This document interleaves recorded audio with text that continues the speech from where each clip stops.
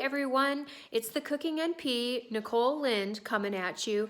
I have a great fall recipe that I created, a low-carb cauliflower potato soup. I've had a lot of requests lately for warm, hearty soups as we're coming into the fall season here.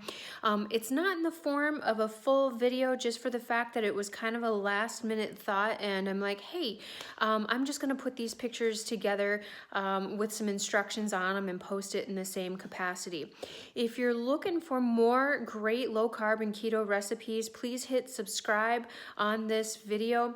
And you'll be able to find all of those other great recipes through my playlist. I'm also available on Facebook at the Cooking NP, and there you're gonna find a lot more low-carb cooking information, keto information, and motivational inspiration.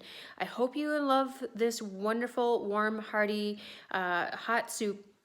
You can fortify it with some protein or some collagen peptides, and give me a shout out if you have any questions. Have a great evening, everyone.